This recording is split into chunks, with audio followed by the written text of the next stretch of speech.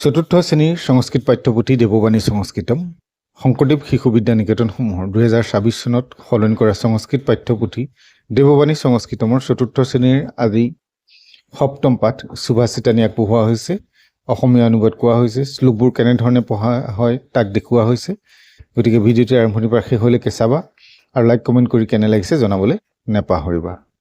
সপ্তমঃ পাঠঃ সুভাষিতানি।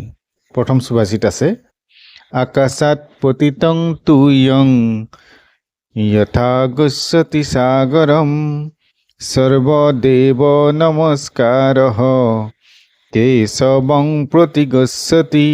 অৰ্থাৎ আকাশৰ পৰা সৰি পৰা পানী অৰ্থাৎ বৰষুণ যিদৰে অৱশেষত সাগৰলৈকে যায়, ঠিক তেনেদৰে যিকোনো দেৱতাকে কৰা নমস্কাৰ বা প্ৰাৰ্থনা শেষত ভগৱান শ্ৰীকৃষ্ণৰ চৰণতে বিলীন হয়। ছায়ামন্যাস্য কুৰ্বন্তি তিষ্ঠন্তি স্বয়মাতপে ফলান্যপি পৰাৰ্থায় ভিক্ষাঃ সৎপুৰুষাঃ ইব।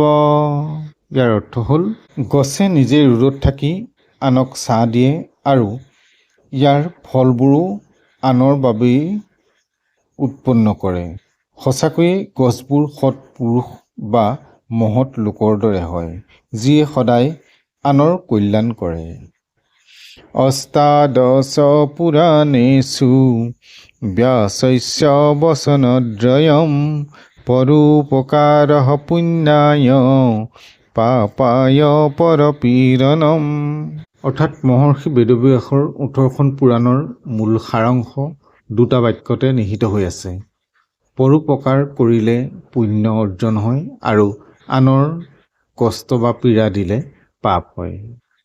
পিতা স্বৰ্গঃ পিতা ধৰ্মঃ পিতা হি পৰমং তপঃ পিতৰি প্ৰীতিমাপন্নে প্ৰিয়ন্তে সৰ্বদেৱতাঃ।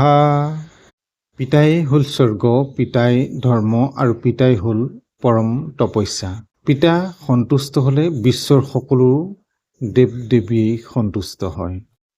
বিদ্যা বিবাদায় ধনং মদায় শক্তিঃ পৰেশাং পৰপীড়নায় খলস্য সাধু বিপৰীতমেতৎ জ্ঞানায় দানায় সংৰক্ষণায়।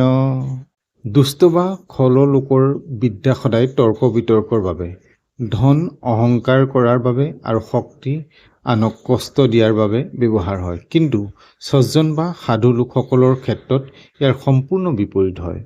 তেওঁলোকৰ বিদ্যা জ্ঞান আহৰণৰ বাবে, ধন দান কৰাৰ বাবে আৰু শক্তি আনৰ ৰক্ষা বা পৰিত্ৰাণৰ বাবেহে ব্যৱহাৰ হয়। ইয়াৰ পিছতে আহিছোঁ চুক্তয়লৈ। চুক্তই কেইটা আছে চোৱা। সত্যমেৱ জয়তে। সত্যৰহে সদায় জয় হয়, অসত্যৰ নহয়।